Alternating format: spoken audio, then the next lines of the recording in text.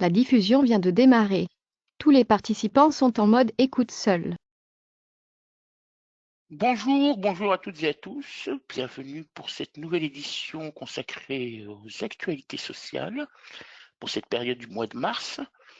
Comme à l'accoutumée, si vous le voulez bien, je vais vous demander de patienter encore quelques minutes pour permettre à celles et ceux qui souhaitent nous rejoindre de le faire dans de bonnes conditions techniques, sachant par ailleurs que d'année en année, nous battons des records d'inscription. Donc nous sommes très très heureux de vous retrouver et de pouvoir bien évidemment échanger sur les sujets du moment ou quelque autre question, interrogation que vous pourriez avoir.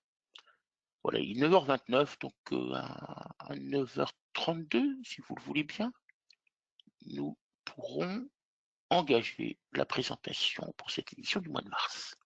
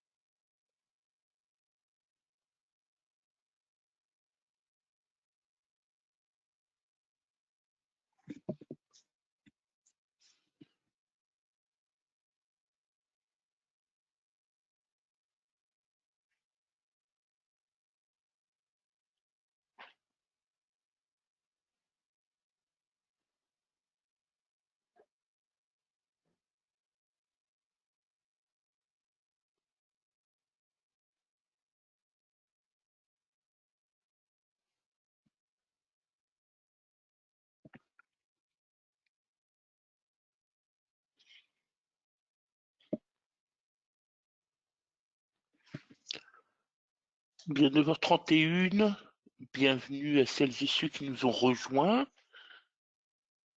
Encore une poignée de secondes, une petite minute pour permettre à celles et ceux qui souhaitent nous rejoindre de le faire correctement, sans accroc, et nous pourrons démarrer notre présentation des actualités sociales du mois de mars 2024.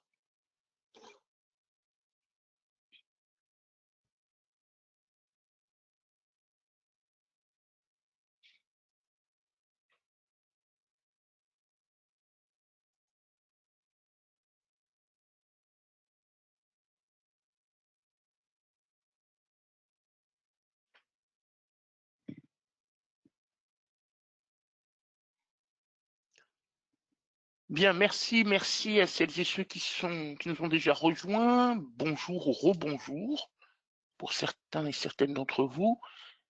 Merci pour votre assiduité à ce rendez-vous mensuel consacré à l'actualité sociale.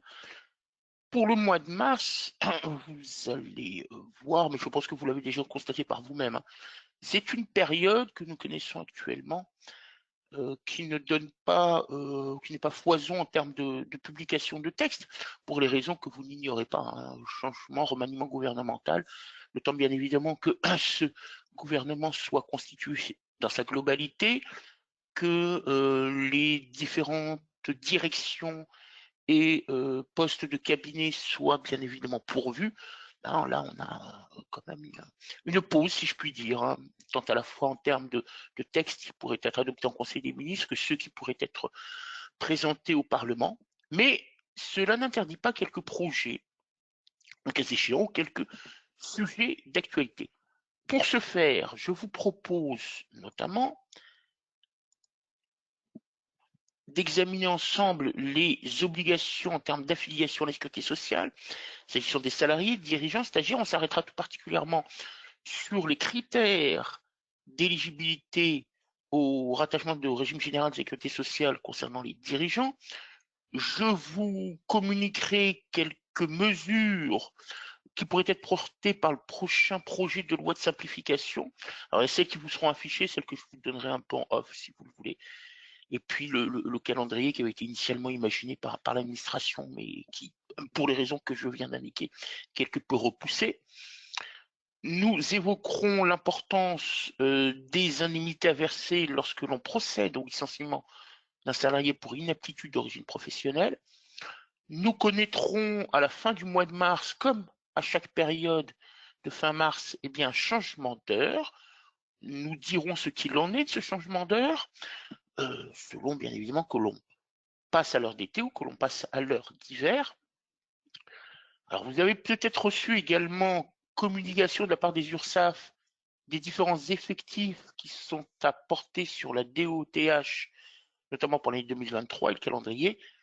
Nous finirons le propos par quelques décisions jurisprudentielles, alors qui n'ont pas trait directement, qui n'impactent pas directement la paie, mais plutôt très indirectement, parce qu'elles abordent ces décisions essentiellement la question de la durée du travail. Et puis je vous redirai à nouveau eh bien, notre offre de formation juridique et paye. Je pense que maintenant, si vous en avez coutume, mais sans doute avez-vous déjà consulté nos pages présentant le catalogue de formation et ce que nous vous proposons jusqu'au mois de juillet. Alors, il y a une question essentielle, c'est lorsque je suis en présence d'un certain nombre de personnes au sein de l'entreprise, ces personnes-là, leur statut, excusez-moi, leur contrat, m'oblige-t-il à les affilier au régime de sécurité sociale ou dois-je traiter distinctement leur situation très particulière? Alors, que nous dit d'abord le code de la sécurité sociale? Alors, il est assez précis, enfin assez précis. En tout cas, il nous donne un certain nombre de critères d'affiliation, notamment à travers son article L311-2, qui énonce sont affiliés aux assurances sociales du régime général, quel que soit leur âge et même si elles sont titulaires d'une pension, toutes les personnes, quelle que soit leur nationalité, de l'un ou l'autre sexe, salariés ou travaillant à quelque titre ou en quelque lieu que ce soit, pour un ou plusieurs employeurs, et quel que soit le montant et la nature de la rémunération, la forme, la nature ou la validation de leur contrat. Alors, la disposition est assez générale. Je dirais même qu'elle est fourre-tout, parce qu'on parle de pension, on s'intéresse plutôt aux salariés et donc ceux qui détiennent un contrat de travail, mais notez que la définition ici, en tous les cas les critères d'affiliation, visent le contrat sans viser le contrat de travail très particulièrement. Et c'est là, bien évidemment, qu'il y a lieu d'abord de dire ce qui la population, les personnes considérées et devront être considérées comme affiliées directement et obligatoirement à la sécurité sociale, et celles qui s'y ajoutent par un texte complémentaire. Critères essentiels d'assujettissement, le contrat de travail, la rémunération. Voilà. Ceux qui perçoivent une rémunération, qui travaillent, ils ont un contrat de travail. Ça signifie bien évidemment, et on dit bien quel que soit le montant et la nature de leur rémunération, et ça on a coutume bien évidemment de connaître différentes natures de rémunération, qu'il s'agisse de la rémunération numéraire, qui est la plus fréquente, ou de compléments en avantage en nature, plus rarement, mais cela est possible, une rémunération exclusivement constituée d'avantages en nature. Et il faut un contrat de travail. Donc, qui dit contrat de travail, bien évidemment, dit statut du salarié, et qui dit statut du salarié dit l'examen de l'ensemble des critères qualificatifs de contrat de travail, donc de statut de salarié, c'est-à-dire essentiellement le lien de subordination. Et dans le lien de subordination, bien évidemment, ce qui permettent de le définir, c'est-à-dire le pouvoir de l'employeur, de diriger le travail du salarié, de disposer d'un pouvoir disciplinaire et bien évidemment de l'obligation de le rémunérer selon certaines conditions. Si ces critères ne sont pas réunis, en réalité, la personne de l'enfance a une liberté beaucoup plus large. Bien évidemment, le statut de salarié ne pourra pas être recouvré, mais ça ne signifie pas de manière automatique qu'il n'y a pas lieu de les affilier à la sécurité sociale, parce que en plus de l'article L311-2 du Code de la sécurité sociale, nous avons un texte complémentaire, le L311-3, qui apporte une liste de statuts de personnes qui, au sein de l'entreprise, eh bien, sont affiliées de plein droit. Alors, la liste n'est pas exhaustive, celle que je vous présente n'est pas exhaustive, parce qu'elle est assez volumineuse et qu'il n'y avait pas forcément grand intérêt de reprendre la totalité des situations qui se présentent à nous. Mais vous avez déjà le travailleur à domicile. Le travailleur à domicile, généralement, il dispose d'un statut de salarié et en l'occurrence, bien évidemment, il relève du régime général de la sécurité sociale. Vous avez les VRP, nous avons coutume, bien évidemment, de traiter ce statut de VRP assez fréquemment parmi nos clients, parmi ceux qui, bien évidemment, qui nous confient la gestion RH et paye. Les employés d'hôtels, cafés, restaurants, et qui, eux aussi, auraient pu, de manière très automatique, être considérés dans les dispositions de l'article L311-2 que nous avons vu précédemment, parce que généralement, ce sont des personnes qui sont liées à l'entreprise qui les occupe, à l'organisme qui les occupe, par un contrat de travail, et en tous les cas, tous les critères sont généralement réunis. Là, on commence bien évidemment à connaître de statuts spécifiques, ce sont les membres des directions des entreprises. Et ce que nous dit le texte, c'est qu'on doit y incorporer notamment les gérants non salariés des coopératives et les gérants de dépôts de sociétés à succursales multiples ou d'autres établissements commerciaux ou industriels. Gérants non salariés. Et ici, bien évidemment, il ne s'agit pas d'exprimer le niveau de possession des parts sociales de l'entreprise. On les incorpore parce que ce sont des gérants des coopératives et gérants de dépôts de sociétés à succursales. Retenons également, et vous les avez sans doute parmi vos populations, les gérants de sociétés à responsabilité limitée, nos fameuses SARL, assez anciennes maintenant, et de sociétés d'exercice libéral, dont le statut est un peu plus récent, à responsabilité limitée à condition que les dix gérants ne possèdent pas ensemble plus de la moitié du capital social. Alors pourquoi je dis société d'exercice libéral? Parce que pouvoir exercer sa profession de manière libérale, mais sous forme de société, c'est une création plus récente. Et alors, ici, pour ne pas charger la formation, le texte va encore un peu plus loin, ici, puisqu'il considère qu'il y a lieu de tenir compte, bien évidemment, des parts détenues par le conjoint ou la personne avec laquelle nous sommes liés par un PACS. Et donc, on considérera que le conjoint, l'époux, l'épouse, la personne avec laquelle nous sommes liés par un PACS, eh bien, participe bien évidemment à ce que le salarié ou la personne considérée, le gérant, possède plus de la moitié du capital social.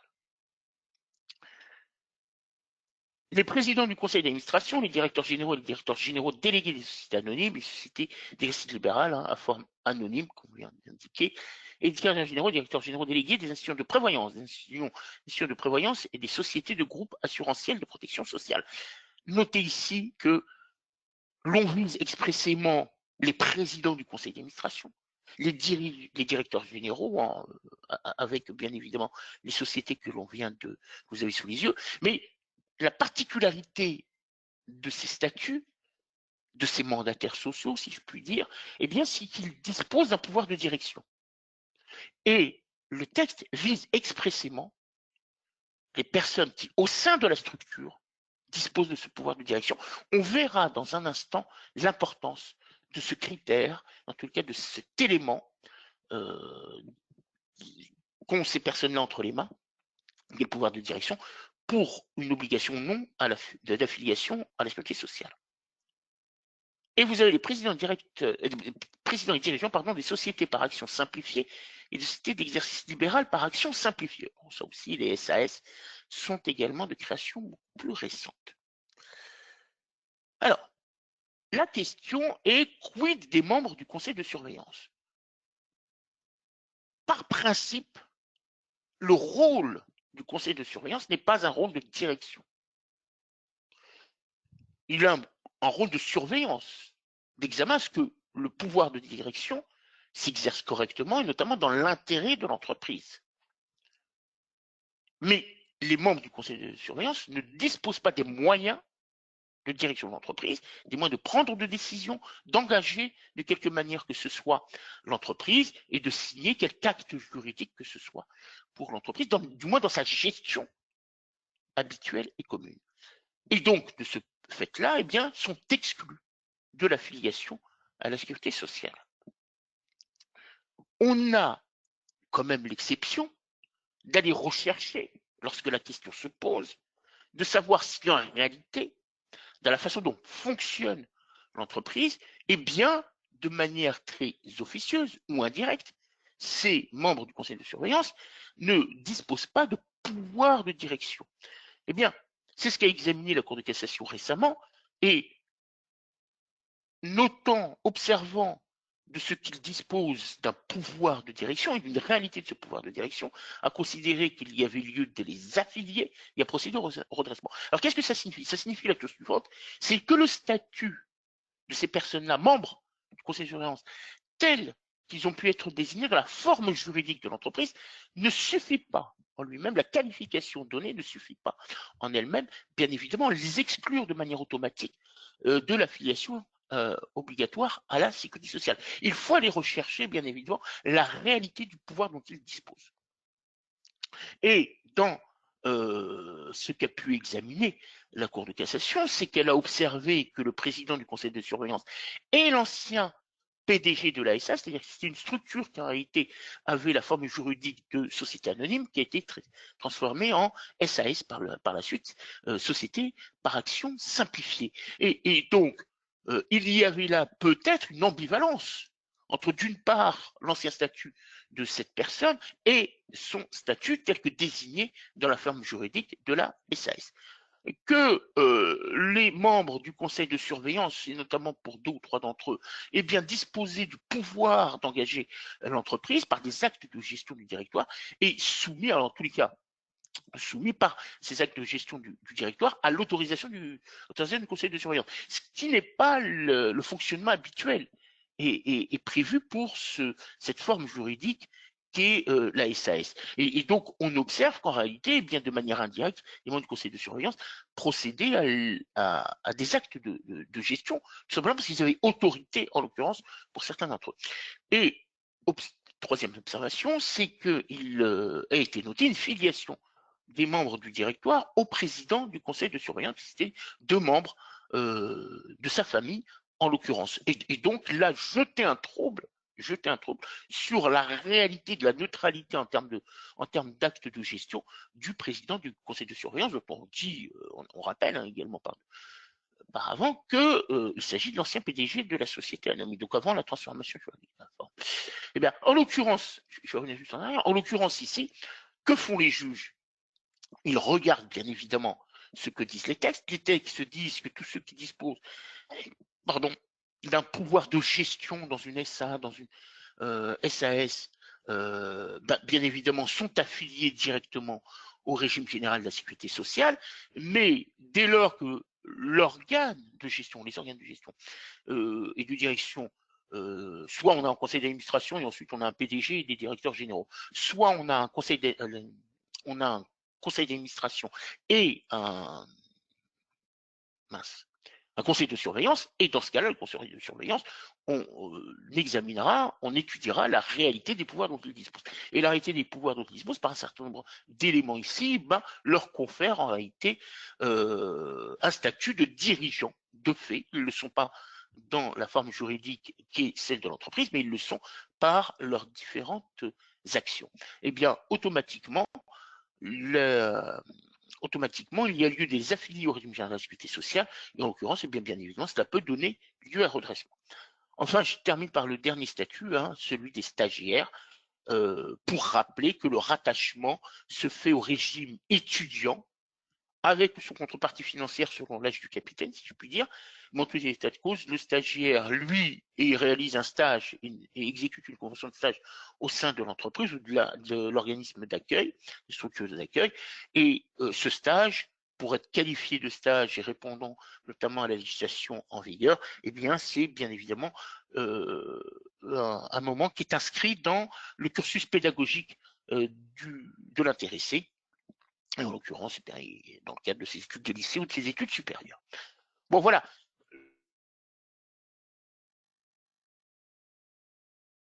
Examiner la réalité, l'effectivité des actes de gestion et de ceux qui sont détenteurs dans l'entreprise du pouvoir de direction.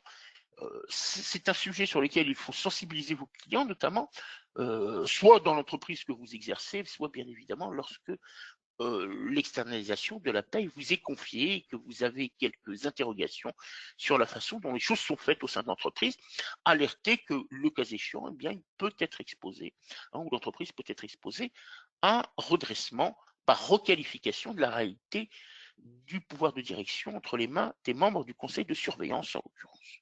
Je dirais plus globalement d'ailleurs, puisque là, ça visait expressément, bien évidemment, les membres du conseil de surveillance d'une SAS, mais plus globalement, l'ensemble de ceux qui peuvent avoir un pouvoir quelconque au sein de l'entreprise.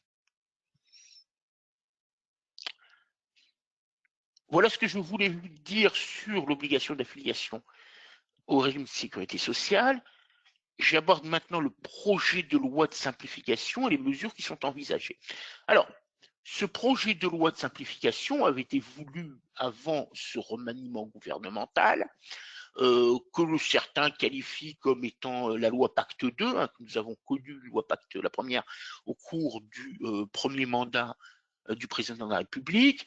Un second mandat, on va plus loin dans la volonté de simplifier la vie des entreprises, et il y a quelques directions qui sont déjà données. Première d'entre elles, c'est la révision des seuils d'effectifs. Alors, vous connaissez aujourd'hui déjà cette révision-là, et en tous les cas le décompte, et le franchissement des différents seuils qui rend obligatoire l'assujettissement à certaines raisons ou la mise en place du fameux CSE.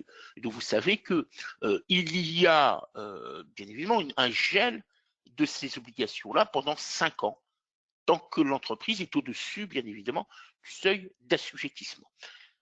Alors, premier souhait, c'est de simplifier déjà les opérations de contrôle des URSSAF, puisque aujourd'hui, en termes de durée de contrôle, cette durée est limitée à 3 mois lorsque les entreprises occupent au plus 20 salariés.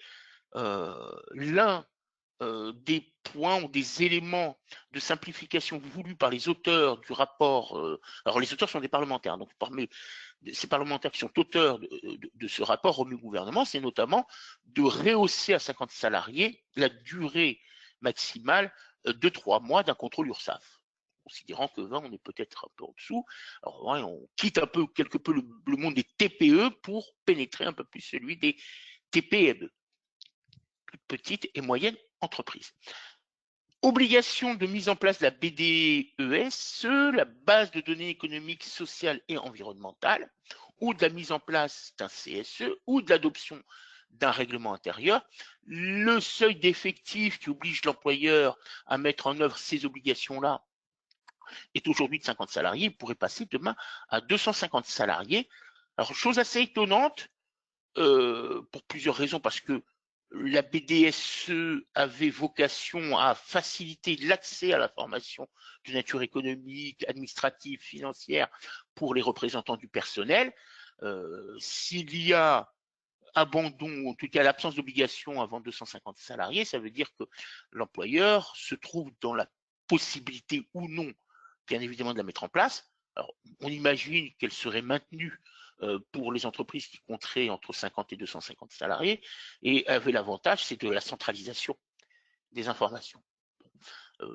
Chacun examinera bien évidemment la pertinence, ensuite dans sa gestion de relations avec les représentants du personnel, les IRP, de la mise en place ou pas. Mise en place d'un CSE, alors le CSE a une lourdeur, c'est bien évidemment l'obligation déjà de procéder aux élections, des réunions prévues légalement, et bien évidemment la communication d'un certain nombre d'informations.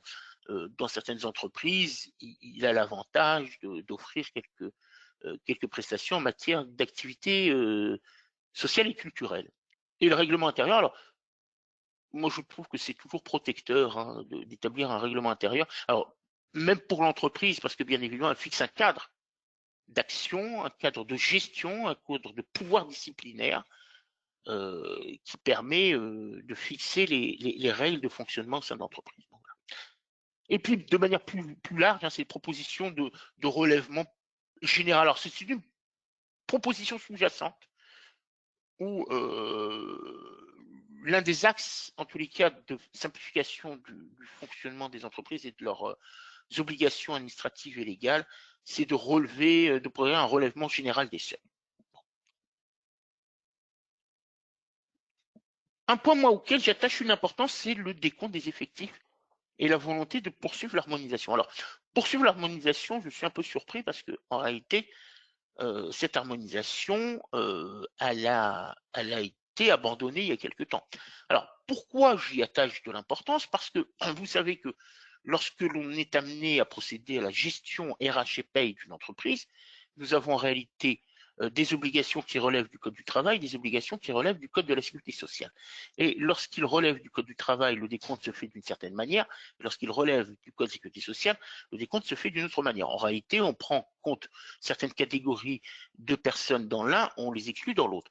Ce qui est aussi fortement intéressant, vous l'avez peut-être noté par vous-même, c'est que tout article premier du Code du travail, le L 1111-1, ce qui est tout premier article du Code du travail, eh bien, est consacré au décompte des effectifs. C'est intéressant, c'est-à-dire que avant même que l'on s'engage à l'examen des obligations dans les relations individuelles et collectives qui s'imposent à l'entreprise sur une base légale, eh bien, on cherche à décrire le décompte des effectifs, et c'est que par la suite, bien évidemment, que lorsque l'effectif joue un rôle dans ces obligations, que l'on apprécie cet effectif-là. Alors, harmonisation, pourquoi? Parce que vous avez des dispositions, vous disais-je, qui relèvent du Code de sécurité sociale et d'autres du Code du travail. Dans le Code du travail, eh bien évidemment, comme on s'attache à tenir compte du nombre de personnes qui disposent du statut de salarié et donc d'un contrat de travail, ça signifie que les dirigeants en sont exclus de ce décompte, tout simplement. Ils ne sont pas salariés, donc ils n'ont pas à entrer dans les comptes.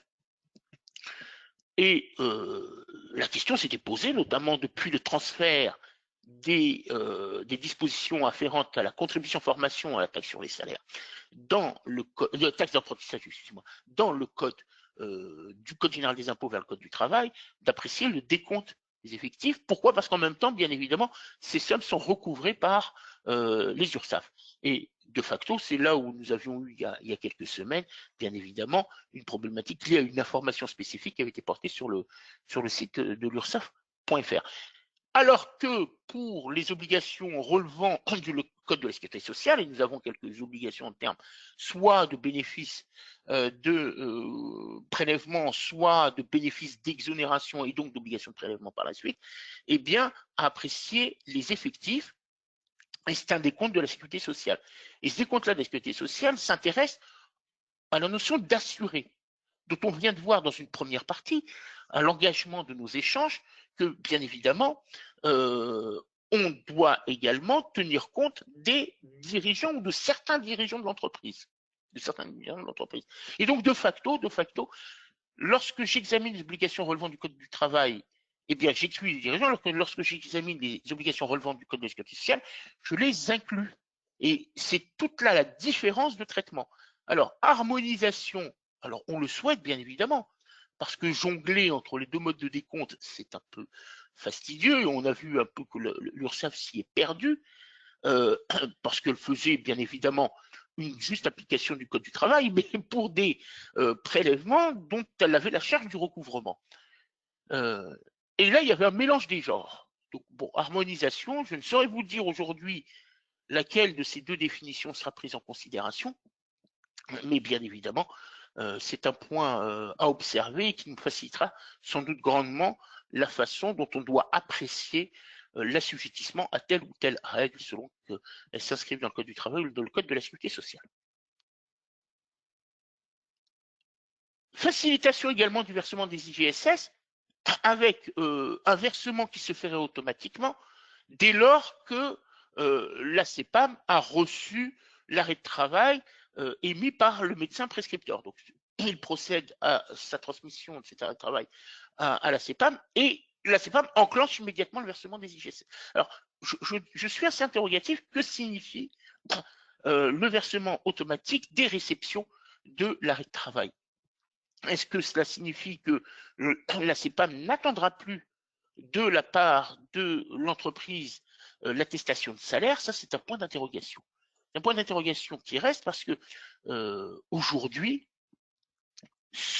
bien évidemment, la CEPAM attend l'attestation de salaire et détermine le montant des IGSS à verser aux salariés au regard, bien évidemment, des rémunérations perçues au cours des 3 derniers mois. Bon, vous connaissez maintenant le principe et la règle.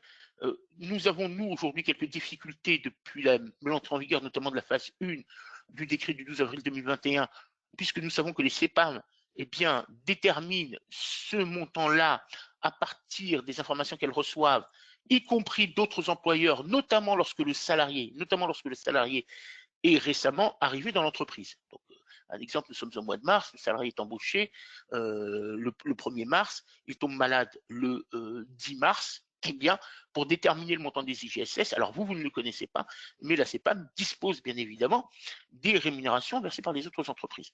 Eh bien, elle va calculer l'IGSS de cette manière-là.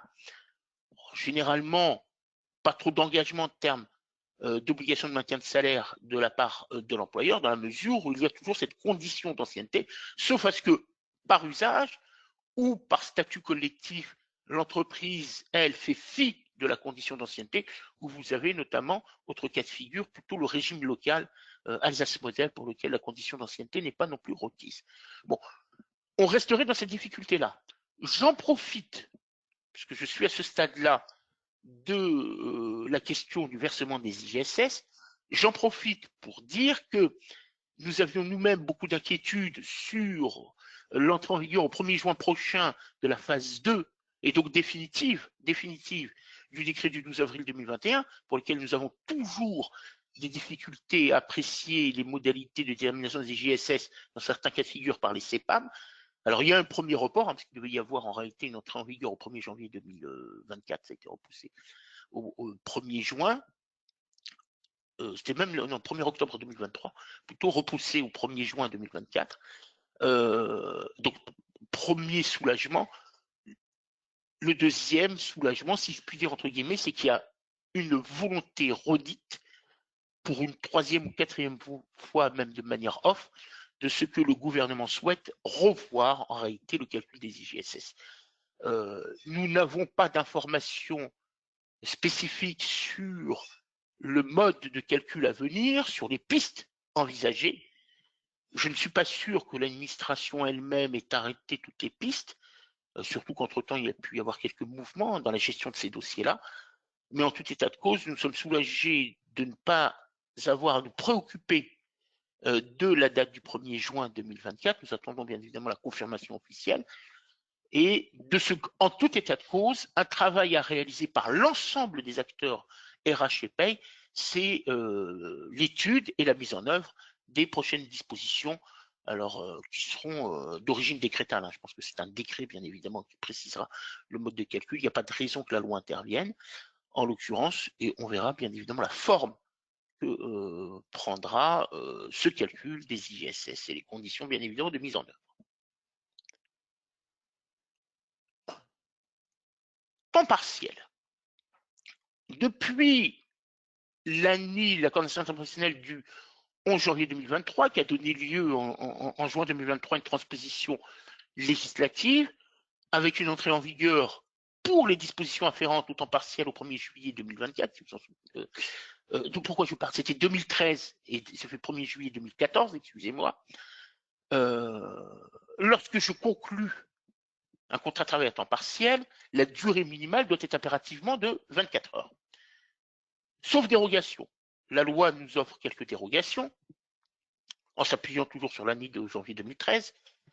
Une dérogation légale, notamment lorsque il s'agit d'un temps partiel dans le cadre d'un CDD de moins de 7 jours, d'une demande écrite du salarié sans qu'il soit précis dans ses motivations, mais faisant état, en tout état de cause, de contraintes personnelles qui ne permettent pas d'occuper un emploi sur une durée minimale de 24 heures, ou lui permettant également de cumuler plusieurs emplois.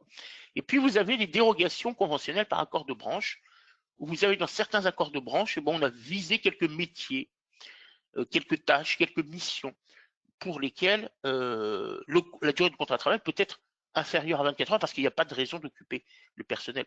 Je pense à un exemple maintenant qui est assez ancien, parce que de manière assez amusante, c'est que ça m'avait été posé, la question m'avait été posée à l'époque, de savoir comment faire face à la situation suivante. C'était un cabinet d'expertise comptable et la personne me dit, mais moi j'occupe une personne qui vient assurer l'entretien du cabinet à raison de 2 heures par jour. Donc sur 5 jours, ça fait 10 heures. Je n'ai pas de quoi l'occuper 24 heures. Comment puis-je faire?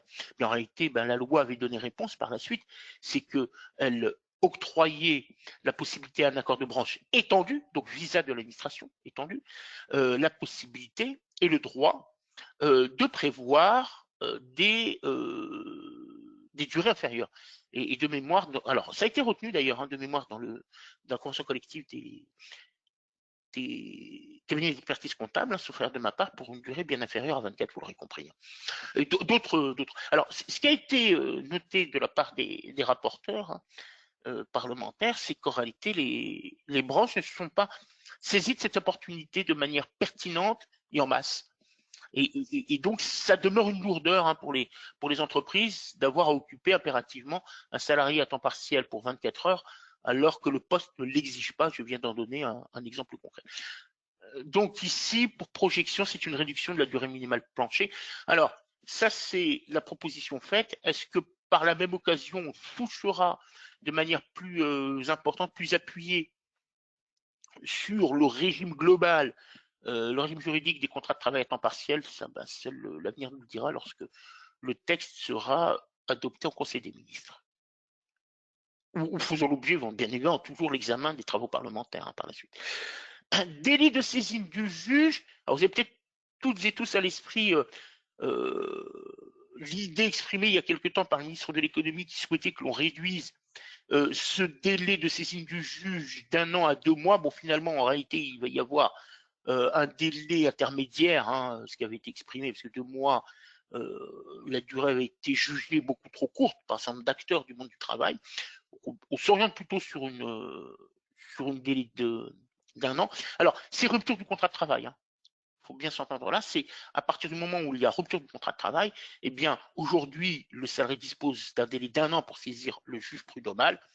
Eh bien, une fois que la mesure sera entrée en vigueur, il ne pourra plus disposer que d'un délai de 6 mois. Ça raccourcit fortement. Alors, la volonté étant ici de desserrer un peu la pression, l'inquiétude ou les interrogations que peuvent avoir des chefs d'entreprise sur l'éventualité d'une saisine du juge par le salarié dont on vient de rompre le contrat de travail. Et en même temps, peut-on imaginer que ce délai est si raccourci qu'il ne sera pas réellement retenu dans l'esprit de quelques salariés et qu'on procède de la sorte un peu à un désengorgement des juridictions prud'homales et donc bien évidemment de l'ensemble de la procédure prud'homale en cas d'interjection d'appel ou de pourvoi en cassation.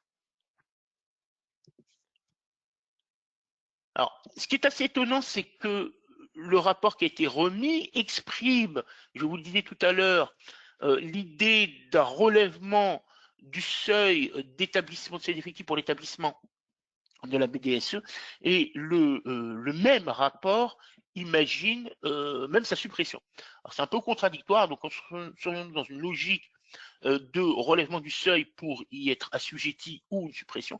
Alors suppression, moi, m'étonne parce que la BDSE, alors elle est à la fois ancienne mais en même temps récente, hein, quand on regarde un peu l'histoire des relations de travail. Ça a été fastidieux. Ça a été fastidieux. Imaginez c'est une base de dématérialisation de l'information. Il faut créer, bien évidemment, le réceptacle de ces données, de ces informations-là, les sélectionner, les trier, les archiver par nature. Vous savez qu'il y a tout un classement établi par le Code du travail et même pour certains documents, certaines informations, le questionnement légitime que l'on peut avoir dans la mise en place dans tel ou tel registre, dans tel ou tel dossier d'une information en particulier. Voilà, je serais un peu étonné parce que vous disiez, comme je vous l'indiquais tout à l'heure, ça a l'avantage de centraliser l'information, d'en faciliter l'accès que de supprimer, parce que si on supprime, cette base de données économiques, sociales et environnementales, quelles vont être les modalités de transmission des informations et donc, bien évidemment, de l'accès de l'information. Alors, calendrier du projet de loi, premier semestre 2024, alors bien évidemment, plus probablement le deuxième trimestre, parce que nous savons que sur d'autres sujets, il y en a un sur lequel je vais vous donner quelques informations off, si je puis dire. Sur d'autres sujets, l'administration n'est pas forcément, en tout cas ceux qui, dans les différentes administrations, sont chargés d'élaborer le texte, considèrent que procéder à sa rédaction avant la fin de ce trimestre pour pouvoir le présenter en Conseil des ministres, c'est un délai fortement court. Et donc, l'idée, c'est plutôt deuxième trimestre. Alors, quand au deuxième trimestre, point d'interrogation, premier, tout début du mois d'avril ou ultérieurement, sachant que les parlementaires vont bien évidemment bénéficier de congés sans doute. Il va y avoir nos fameux ponts et périodes de jours fériés du mois de mai.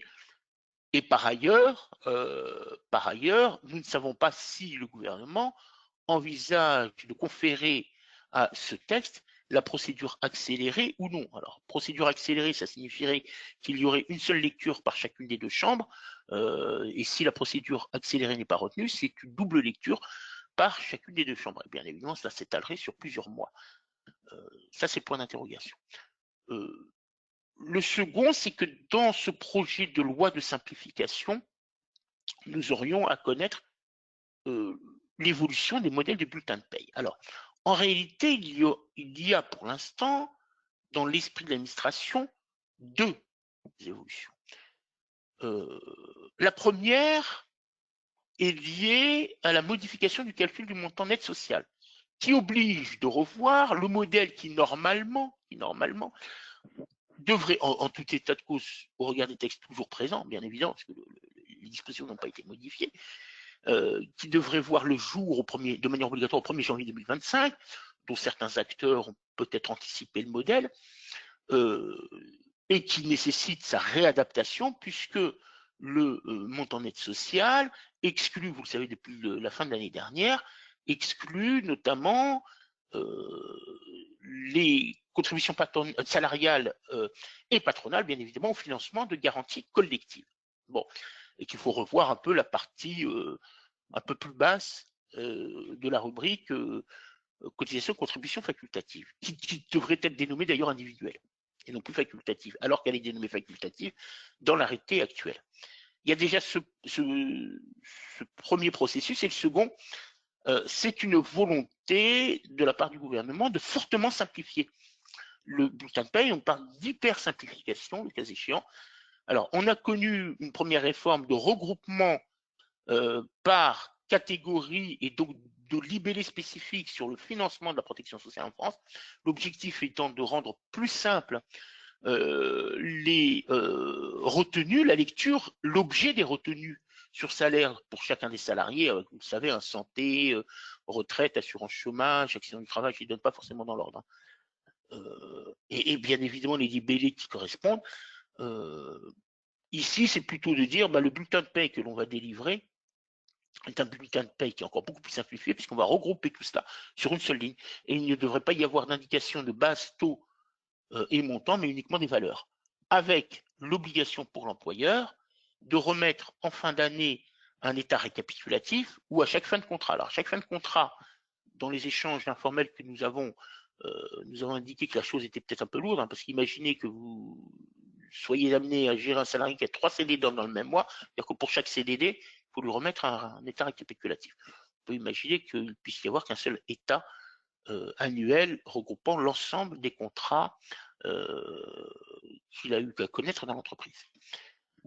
Voilà, je vous dis ça de manière très informelle, et le calendrier est beaucoup plus lointain. Donc il est pour l'instant insuffisamment précis. La question est de savoir aussi pour nous comment faire pour imaginer que l'on entre dans la deuxième construction du bulletin de paie sans passer par la phase 2025. L'administration n'y est pas attachée et souhaite plutôt maintenir la réforme 2025 parce que celle-ci est arrêtée et elle est due, enfin arrêtée, en tous les cas, elle est due bien évidemment à la modification du calcul du MLS que j'évoquais à l'instant. Bon, voilà. Alors, dans tout cela, vous aurez compris qu'entre la réforme des IGSS, la loi Pacte 2, dite de simplification, on verra bien son intitulé, dont on vient d'évoquer certaines mesures, et les réformes du bulletin de paye, l'année 2024 ne devrait pas être de tout repos. Nonobstant, bien évidemment, encore une fois, tout ce que l'on peut imaginer. Et je pense notamment à la réforme de l'assurance chômage. Donc, vous avez vu que le gouvernement a repris la main.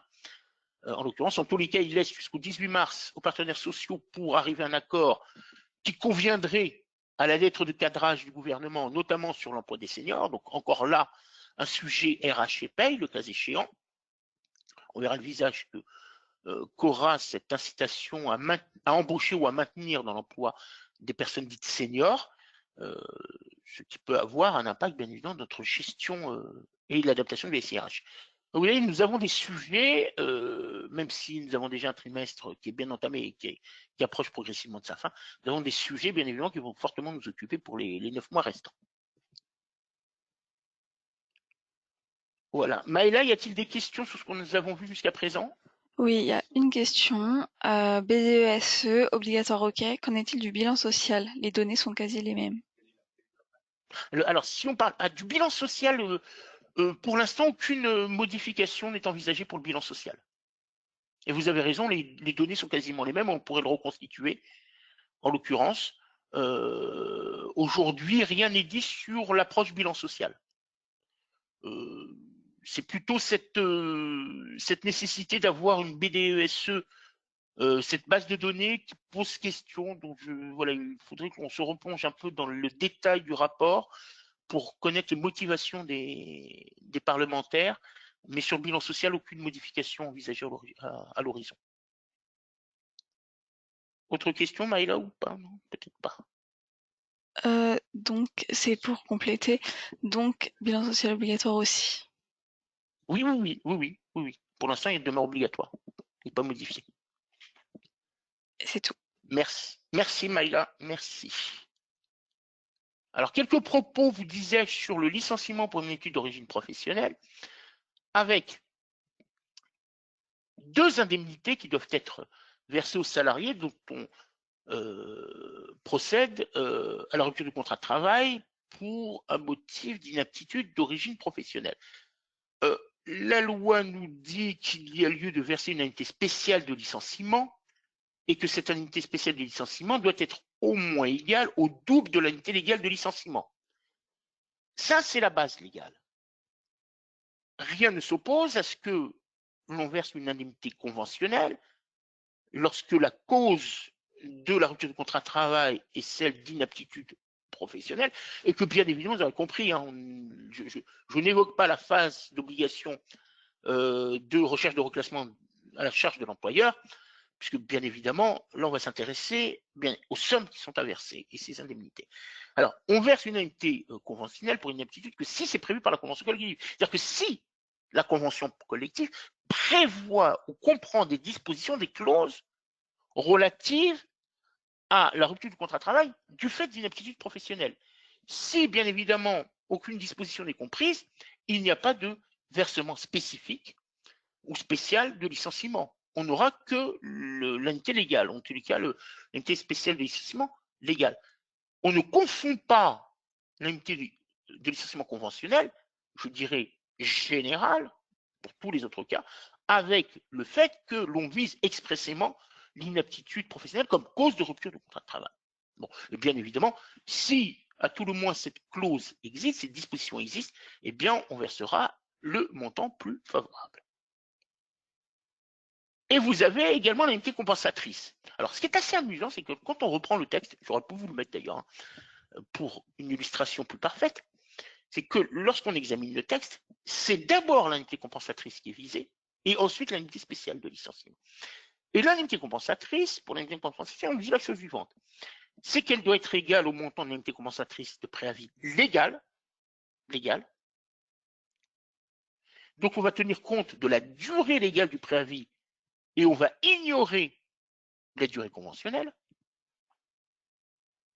Cela ne remet pas en cause le terme du contrat, et en toute logique, puisque je procède à la rupture du fait de l'incapacité d'occuper le salarié.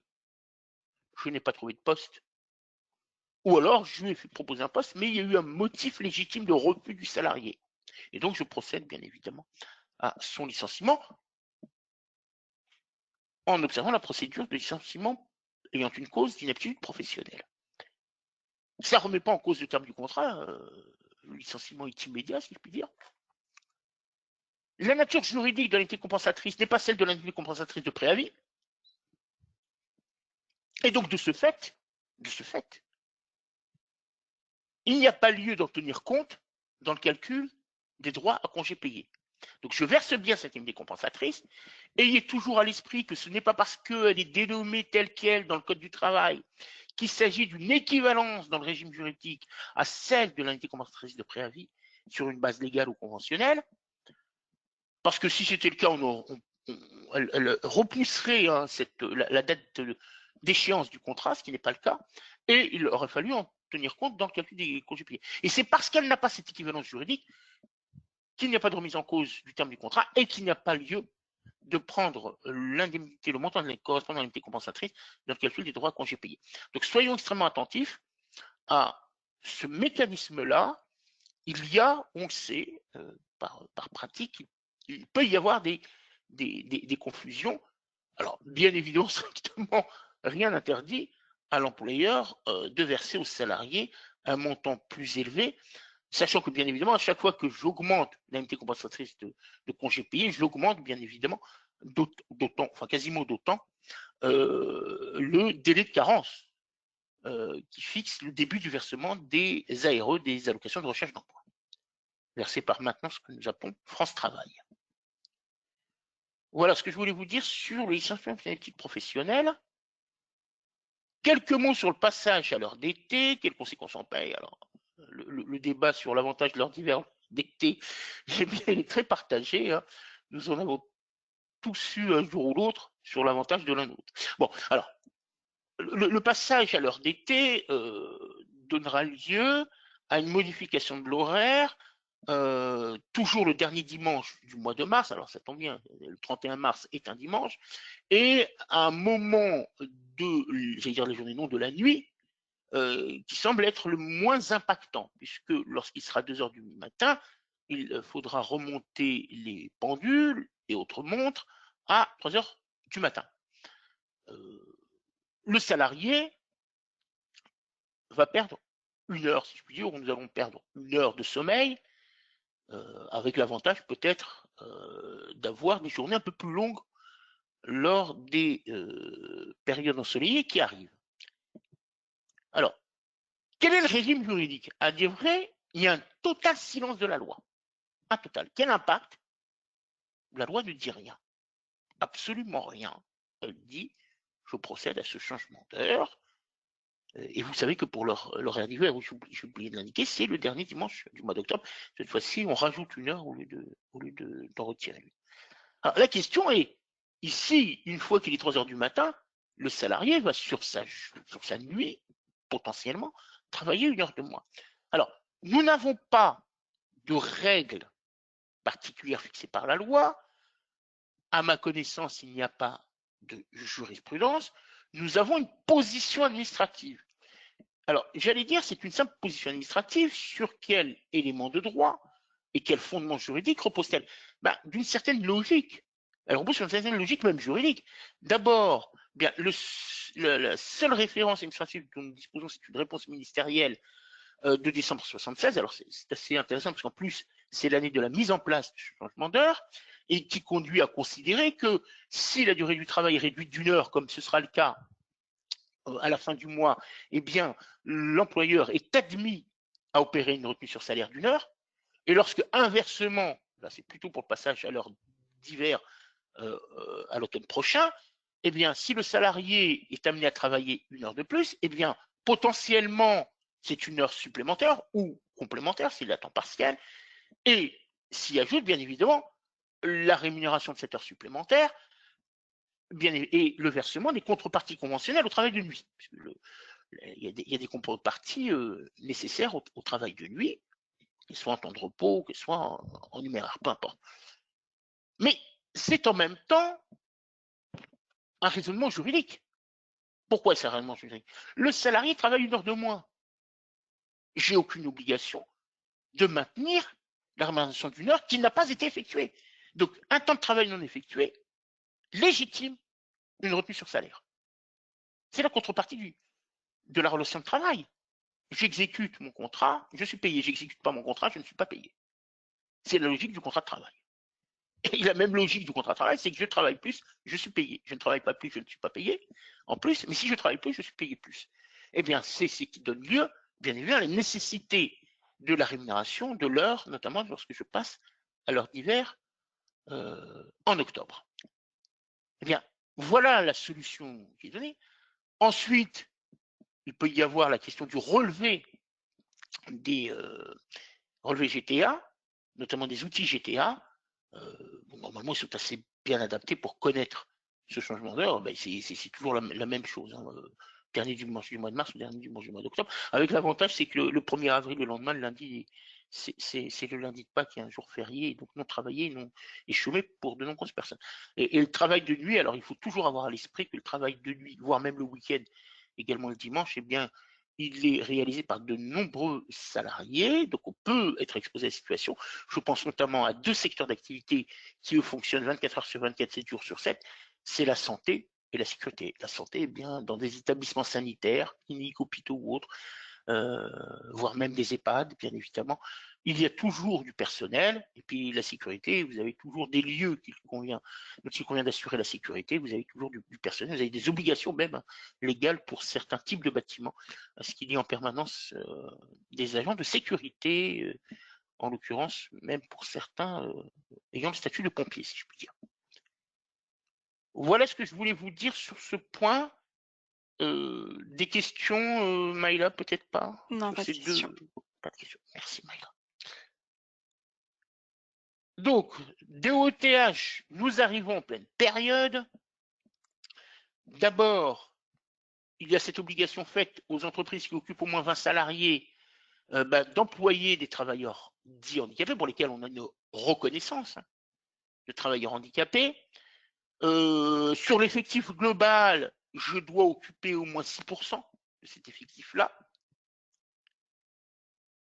Ce sont forcément des emplois directs de ce que l'on considère comme bénéficiaires de l'OETH, y compris ceux qui sont mis à disposition par une entreprise de travail temporaire, et donc ils sont déterminants, hein, retenus pour le calcul. Et le cas échéant, je peux également mettre en place un accord collectif pluriannuel visant à assurer un programme d'embauche ou à des opérations de maintien dans l'emploi de personnel handicapé. Cet accord collectif peut être d'entreprise, d'établissement ou de branche. Si l'entreprise n'y répond pas ou elle n'y répond que partiellement, eh bien, elle est assujettie à une contribution au bénéfice de l'AGFIP. L'AGFIP était anciennement également l'agence de recouvrement de la contribution, ça ne l'est plus, c'est plutôt l'URSSAF qui recouvre cette contribution en l'occurrence. On doit procéder à la déclaration et au paiement de la contribution sur la DSN du mois d'avril, celle qui est adressée le 5 mai ou le 15 mai selon la situation de l'entreprise. Alors, juste pour vous dire, cette date du mois d'avril, et donc pour tout ce qui est fin courant mars. Alors, initialement, et avant le décret d'avril 2023, je vais rechercher la référence avril dans mon esprit, avant le décret d'avril 2023, la date d'échéance était le 31 janvier. Mais avec l'obligation déjà engagée de ce que le calcul de l'effectif se fasse par l'URSSAF. Alors on a vite compris, par tolérance répétée d'année en année, que les URSSAF n'étaient pas en capacité de répondre à cette nouvelle obligation de détermination des différents effectifs. Et donc, de facto, le décret du 20 avril 2023 a acté cette, de manière indirecte, bien évidemment, tenant compte de ces difficultés techniques, a acté le report à la date du mois d'avril, donc DSN DSN du mois d'avril adressé au mois de mai. Et inscrit maintenant dans le code du travail, c'est quelque chose qui restera de manière, on peut dire, définitive. Pourquoi ce changement prochain? Le calcul de l'effectif se fait par l'URSSAF qui s'appuie, elle, sur vos différentes déclarations mensuelles DSN, avec l'effectif d'assujettissement, le nombre de bénéficiaires devant être employés, le fameux BOTH, l'effectif des bénéficiaires déjà présents dans l'entreprise, elle est reconnue comme bénéficiaire et employée dans l'entreprise, pour savoir si vous avez rempli en totalité cette obligation-là ou partiellement, ou voire absolument pas, hein, puisque l'effectif peut être égal à 0, et l'effectif salarié occupé dans un emploi, nous dit-on, exigeant des conditions d'aptitude particulières, le fameux ECAP. Alors, nous savons que ces effectifs-là sont déjà adressés, donc c'est un rappel. Et pour rappel également, j'en profite pour dire qu'en cas de désaccord avec l'URSSAF, rien ne vous interdit de contester le calcul opéré par l'URSSAF. Mais ça veut dire qu'à côté de ça, vous avez fait votre propre calcul. Et je renvoie bien évidemment à ce que nous disions il y a quelques instants sur la juste détermination, bien évidemment, de l'effectif au regard du Code de la sécurité sociale en la matière.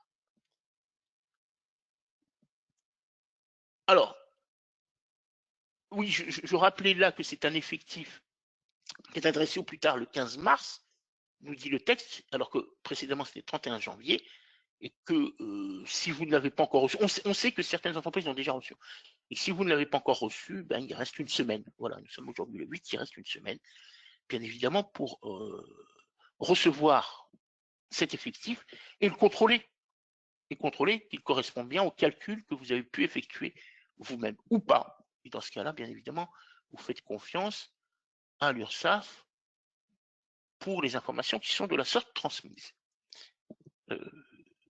Excusez-moi, petite erreur de manipulation. Le paiement de la contribution se fait directement auprès de l'URSSAF, en l'occurrence. Alors, je ne sais pas s'il y a des questions sur le sujet Maëla. Selon les années, cela génère ou non des questions? A priori, pas de questions pour l'instant. Voilà, c'est pas très. Bah, tant mieux alors, si toutes les choses sont dans l'ordre et qu'il n'y a pas d'interrogation en suspens. Eh bien, je vous propose d'aborder notre chapitre jurisprudence, qui retient essentiellement des sujets liés à la durée du travail ou du lieu de travail. Et on va commencer par le changement du lieu de travail avec cette décision de la Chambre sociale de Cour de cassation du 24 février dernier, avec la question de savoir si le salarié est légitimé ou pas à refuser un changement de lieu de travail. Alors, en premier lieu, on examinera le contrat de travail pour y déceler ou pas la présence d'une clause de mobilité. S'il y a une clause de mobilité, alors, dans le cadre de cette mobilité, bien évidemment, l'employeur peut demander au salarié de modifier son lieu de travail, en l'occurrence. L'exécution de cette clause par l'employeur doit se faire de manière loyale, hein, c'est une obligation bien évidemment du respect du contrat, et tous les contrats doivent être exécutés de cette manière à ce que l'une ou l'autre partie n'agit pas de manière abusive, donc ce qu'on appelle l'exécution loyale du contrat. Exemple, appréciation du délai pour rejoindre le nouveau lieu de travail. Hein. S'il est distant de plusieurs centaines de kilomètres, on ne va pas demander le vendredi au salarié de rejoindre le lundi son nouveau lieu de travail, ce qui poserait bien évidemment quelques difficultés. En cas d'absence de clause de mobilité, eh bien, et de contentieux, dont on peut bien évidemment anticiper, sur lesquels on peut anticiper les critères d'appréciation par les juges, eh bien, ils iront examiner les effets sur les conditions de travail, d'une part, et on considérera qu'il y a tout simplement une modification des conditions de travail, et donc il n'y a pas lieu de remettre en cause le changement du lieu de travail, ou s'il y a modification du contrat de travail. S'il y a modification des conditions de travail, le changement est validé. S'il y a modification du contrat de travail, alors la jurisprudence demande à ce que l'employeur recueille l'accord express du salarié pour pouvoir faire jouer, bien évidemment, ce changement ou cette décision de changement de lieu de travail.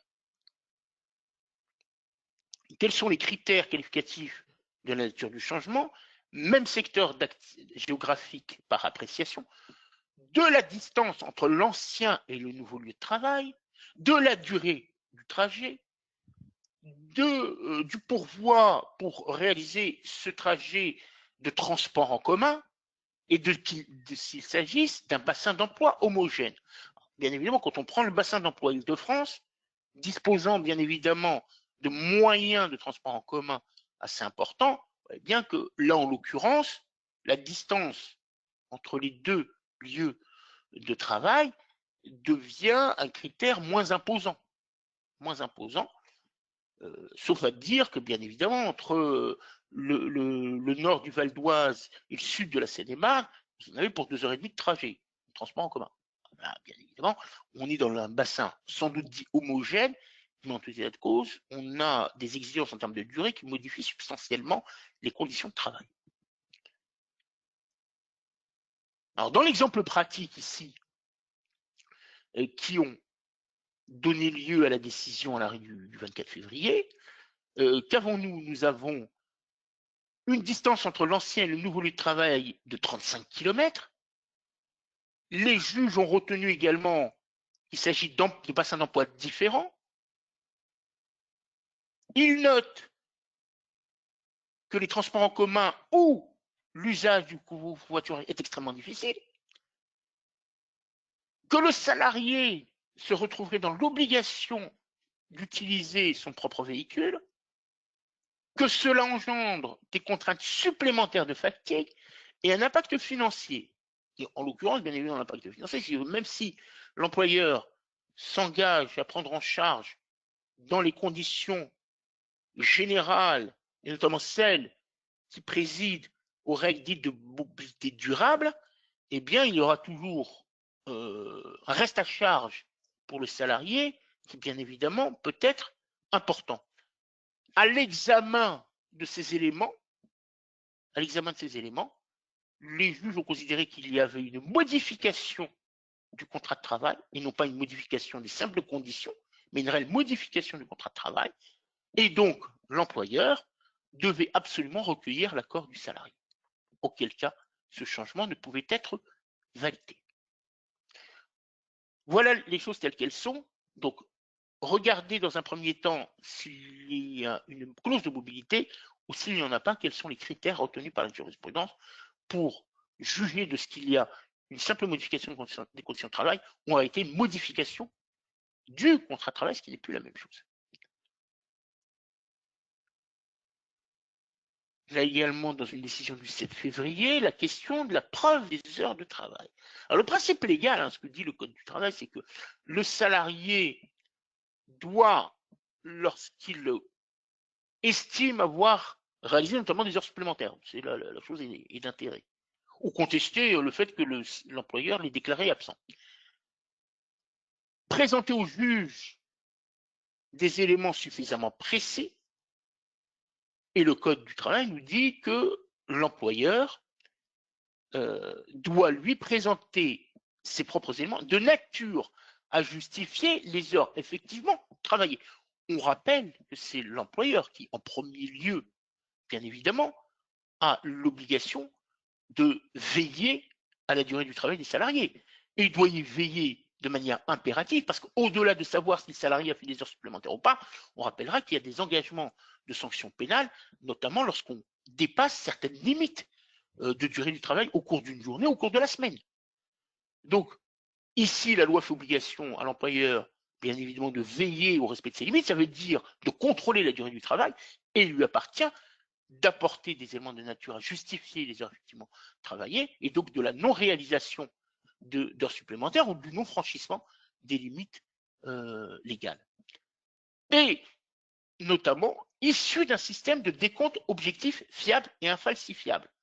Et ce que nous dit la loi, c'est que si l'employeur met en place ce système de décompte, il doit recouvrir les caractéristiques d'être objectif, fiable et infalsifiable. Alors, que se passe-t-il lorsqu'il y a absence de système de décompte?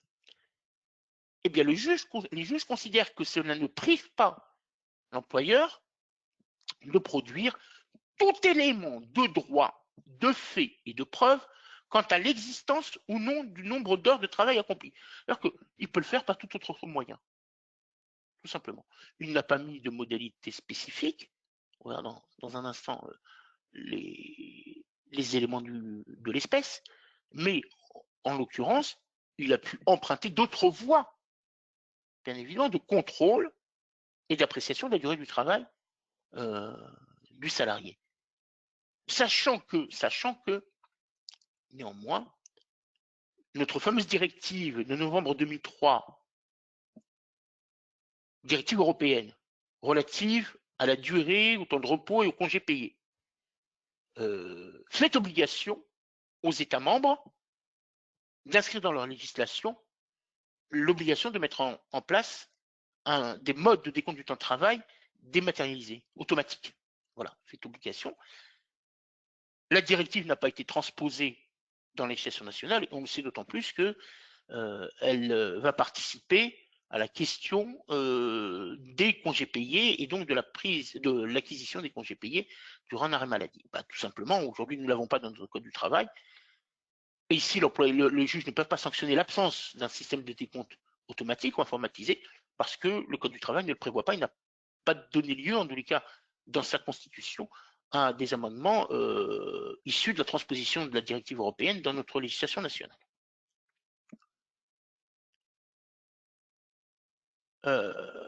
En l'occurrence, oui, sur la preuve, parce que c'est ce que je voulais vous dire, sur la façon dont les preuves ont été apportées ici dans cette affaire, c'est la chose suivante, c'est que il s'agissait d'une salariée qui exerçait son activité dans un salon de coiffure. Alors, petite structure de quelques salariés. Elle reprochait à l'employeur, ou elle rejetait les arguments de l'employeur parce qu'il n'était pas issu d'un décompte, de modalité de décompte automatisé ou informatisé comme l'en faisait obligation la directive, et que, bien évidemment, il fallait retenir uniquement que ces éléments à elle, présentés à elle comme constitutifs du caractère suffisamment précis.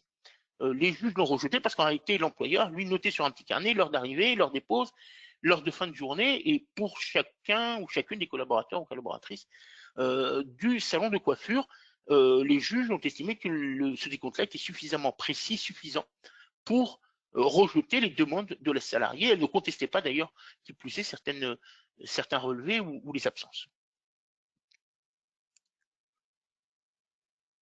Voilà, et puis j'en termine par la question du repos journalier. Vous savez que entre deux journées de repos, entre deux journées de travail, excusez-moi, le salarié doit pouvoir bénéficier de 11 heures de repos de manière impérative. Donc lorsque je termine ma journée de travail à 19 heures, je ne peux pas la reprendre avant 6 heures du matin le lendemain, à titre d'exemple. Et à tout le moins, le salarié bénéficie également d'un temps de repos de 35 heures consécutives, une fois par semaine, puisque je vais adjoindre à ces 11 heures de repos entre deux journées de travail, eh bien les 24 heures de repos hebdomadaires. Qu'en cas d'inobservation de ces règles de repos, l'employeur est exposé à une sanction pénale de 4e classe, c'est-à-dire d'un montant de 750 € par infraction constatée. Vous voyez un peu la lourdeur de l'infraction. Et par infraction constatée, c'est-à-dire à chaque fois que le salarié n'aura pas eu ces 11 heures de repos. Donc si sur toute une semaine il ne les a pas eues, ben ça fait 5 fois 750, le cas échéant, multiplié par le nombre de salariés concernés, multiplié par le nombre d'absences de repos que l'on pourrait constater même sur une année. Alors, y a-t-il une sanction civile? Oui, il y a une sanction civile. Le salarié peut prétendre, bien évidemment, au versement de dommages et intérêts. Et les juges ici nous disent que le seul fait pour l'employeur d'avoir enfreint les règles relatives au droit à repos, ce simple fait est constitutif d'un préjudice. Et il n'y a pas nécessité pour le salarié d'apporter la réalité et la preuve du préjudice. Il y a un préjudice. Alors, même si le salarié ne prétend pas avoir subi quelques désagréments de quelque nature que ce soit, que ça puisse être qualifié de préjudice. Alors pourquoi les juges estiment qu'il y a lieu de verser des dommages et intérêts alors qu'il n'y a peut-être pas du tout de préjudice? subie par le salarié, parce qu'il s'agit de règles en matière de durée du travail, de repos, de congés, etc. Voilà. Tout ce qui gère la vie, l'activité en termes de durée du salarié au sein de l'entreprise, comme étant des règles protectrices de la santé du salarié. Et que le seul fait pour l'employeur de ne pas les avoir respectées, c'est qu'il a enfreint l'obligation de protection de santé du salarié au sein de l'entreprise. Et cela suffit, bien évidemment, du fait d'aller au-delà de ces règles de temps de repos, de limites de travail au cours d'une journée ou de limites hebdomadaires de travail, ça suffit à considérer qu'on a porté atteinte à la santé du salarié, donc à sa sécurité personnelle, physique, autre, au sein de l'entreprise comme au dehors de l'entreprise.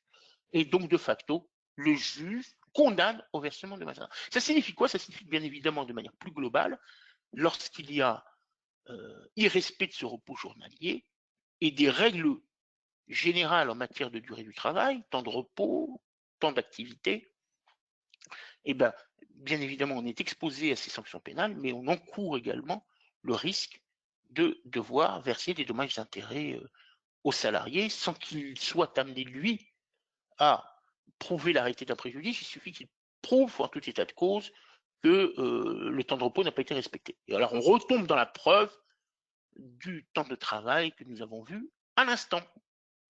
Voilà, la boucle est bouclée. Maëla, des questions? Non, pardon. Pas de question. Non. Très bien. Merci. Je vous rappelle que nous sommes toujours à votre disposition pour vous recevoir, échanger avec vous, partager un moment avec vous de formation, que vous avez toujours la possibilité de consulter notre catalogue de formation à l'adresse qui s'inscrit tout en haut de cette diapositive www.sdworks.fr/fr-du6fr/formation pluriel. Vous y retrouverez l'ensemble des fiches descriptives de ces formations. Ce sont des formations d'une demi-journée. SDWorks a reçu la certification Qualiopi. Donc, elles peuvent être prises en charge par votre OPCO. Vous avez là un calendrier jusqu'à juillet qui va être progressivement complété, soit pour le premier semestre, soit pour le second semestre. Alors, pour le second semestre, vous n'avez pas d'informations parce que ça va être réalisé là dans quelques semaines et que vous pouvez disposer également, si vous êtes concerné, par des formations en anglais, peut-être si vous exercez dans un groupe international ou si vous la paie vous est externalisée et que vous avez des relations avec des personnes de langue anglaise ou qui utilisent la langue anglaise pour pouvoir échanger. Donc, les formations sont également assurées en anglais. Je vais passer à la deuxième page. Vous voyez au milieu de French Labor Law, par exemple. Voilà, excusez mon accent, et vous en avez une autre en dessous. Donc, vous avez la possibilité de le faire. N'hésitez surtout pas à consulter, ça ne vous engage à rien. Et vous avez toujours l'adresse Tax and Legal -8fr@sdworks.com pour nous interroger sur ces formations. Et alors, j'ajoute également, puisque nous en avons été sollicités, mais pour une entreprise qui n'est pourtant pas cliente de SDWorks, pour les accompagner dans une formation, alors sur un thème particulier, dans une commande spécifique, nous pouvons y répondre. En tous les cas, si nous ne pourrions pas y répondre, nous le dirions immédiatement. Sur un thème que l'on pourrait partager avec certains ou certaines d'entre vous prochainement, qui est le traitement des heures de délégation en paye. Voilà. Quand est-ce que telle ou telle heure de délégation, telle ou telle absence du salarié, telle ou telle réunion du salarié, tel ou tel moment du salarié, quand je dis salarié, représentant du personnel, bien évidemment, doit être considéré comme un temps d'activité, de non-activité, comment ça se traite au cours de la journée. Est-ce que tout temps en dehors de l'entreprise est un temps qui doit être rémunéré? Comment dois-je décompter les heures de délégation? Mon salarié travaille de nuit, mais il doit se déplacer 2 jours dans le cadre de ses heures de délégation dans un autre établissement ou dans le même établissement pour rencontrer des membres de l'équipe de jour. Bref, toutes ces questions-là se posent. Comment puis-je faire don de certaines heures de délégation? Est-ce légal? Dans quelles conditions? Quelles limites? Bref, toutes ces questions-là sont posées et à l'instar, et c'est un simple exemple, bien évidemment, mais vous pourriez nous rejoindre sur ce sujet-là, nous sommes en mesure de pouvoir répondre à des demandes spécifiques. Donc, ce n'est pas au catalogue, mais nous y avons répondu. Nous avons reçu une commande et nous y avons répondu. Voilà ce que je voulais vous dire. N'hésitez surtout pas, bien évidemment, à consulter. Ça ne vous engage strictement à rien. Et encore une fois, nous serions très heureux de vous recevoir. C'est de formation à distanciel, hein, j'ai oublié de préciser. Formation distancielle d'une demi-journée. Voilà, vous pouvez d'ores et déjà noter nos prochains rendez-vous. Alors, toujours le premier vendredi du mois, sauf cas d'exception. Vendredi 5 avril à 9h30, vendredi 3 mai à 9h30, vendredi 7 juin à 9h30 et vendredi 5 juillet à 9h30. Et puis, à l'occasion de l'une de ces dates, nous vous communiquerons les dates du dernier quadrimestre de l'année, c'est-à-dire de septembre à décembre. Abdel, je me permets, il y a une question. Oui, oui. Bonjour, y a-t-il des infos complémentaires sur les CP et les arrêts maladie? Alors, absolument pas. Absolument pas. Nous en restons toujours au même stade de ce que... alors, ça, c'est un sujet, par ailleurs, qui a été donné de manière très offre également dans nos échanges informels avec l'administration, de ce qu'il y avait sans doute une volonté, dans le cadre de la création de cette loi de simplification, doit porter le sujet, normalement. Et comme je vous le disais tout à l'heure, avec un calendrier qu'on imaginait plutôt pour fin mars, alors que ça s'inscrit plutôt pour début avril. Strictement aucune information, strictement aucune. On reste sur les propos tenus qui n'ont pas été complétés même par la nouvelle ministre du Travail de ce qu'avait donné Elisabeth Borne avant de quitter son poste de première ministre, de ce qu'il ne devrait pas y avoir une transposition totale de la directive, en ce sens laissant supposer bien évidemment que si on devait maintenir l'attribution de congés payés en cas de période d'arrêt maladie, on se limiterait éventuellement à 4 semaines, parce que la directive de 2003 que j'évoquais tout à l'heure est celle qui porte un droit minimal de 4 semaines de congés payés au sein de l'Union européenne. La France va beaucoup plus loin avec 5 semaines et d'autres pays également. La France, maintenant, ça fait plus de 40 ans que nous avons la 5e semaine. Ça, c'est une première chose. La deuxième reste la question de la rétroactivité. Et enfin, on devrait avoir également réponse à la question du report des congés lorsque le salarié tombe malade pendant ses congés. Alors, pour rappel, d'abord sur l'attribution des congés payés lorsque le salarié est malade, on rappellera que la décision du 13 septembre dernier est fondée sur la Charte des droits sociaux fondamentaux de 2000, qui, elle, ne vise aucune durée limite ou plancher ou minimal de droit à congé payé, en aucune manière, et c'est la directive de novembre 2003 qui, elle, prévoit cette durée minimale de 4 semaines. Donc, on est sur deux textes différents.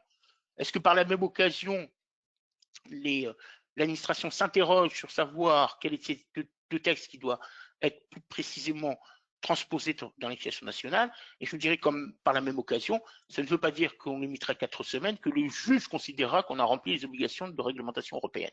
Voilà, ça restera un point d'interrogation, c'est la première chose.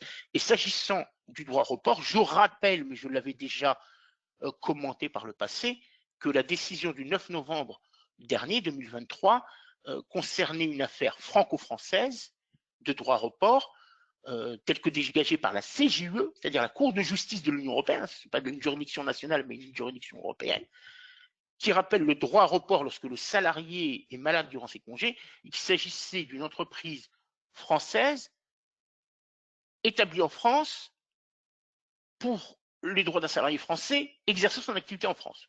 Donc là, on ne pouvait pas faire mieux pour considérer qu'en tout état de cause, si transposition il doit y avoir dans la loi de cette règle, elle le sera prochainement dans la législation nationale.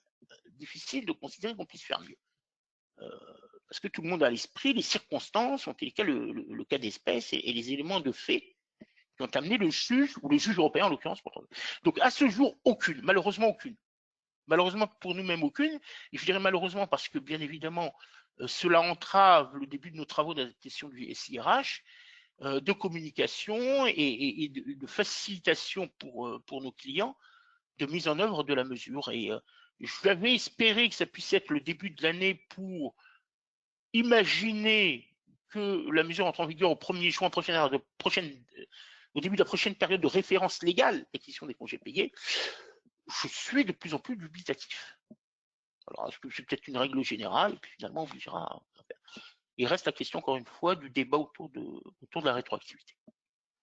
Que le législateur pourrait arrêter, le reprendre en se référant expressément aux règles générales et de la prescription triennale. Hein. Voilà, ça c'est un point que je partage avec d'autres. D'autres estiment que là, on va beaucoup plus, c'est beaucoup trop restrictif par rapport à ce qu'ont pu adopter les juges. Bon, bref, nous verrons le texte final et bien évidemment, on examinera les contentieux à venir s'il devait y en avoir. Malheureusement, non. Pas d'avancée. On l'espère au prochain rendez-vous, mais c'est en avril. Donc, je pense que nous aurons avancé, je l'espère, sur le contenu du projet de loi qui devrait être adopté en Conseil des ministres. Autre question, Maïla? Non, pas de question. Eh bien, je n'ai plus qu'à vous remercier grandement de votre assiduité, vous remercier pour votre présence et vous êtes de plus en plus nombreux puisque depuis le début de l'année 2024, nous ne sommes pas redescendus en dessous du record de l'année 2023. Donc, nous sommes heureux de vous retrouver, heureux de savoir que vous portez toujours un intérêt aussi important et grandissant pour nos rendez-vous. Merci Maïla pour ton accompagnement et je n'ai plus qu'à vous souhaiter bien évidemment une bonne fin de journée et un bon week-end qui va sans doute débuter dans quelques heures. Merci à toutes et à tous et à très très bientôt bien évidemment. Bonne journée. Bonne journée, au revoir.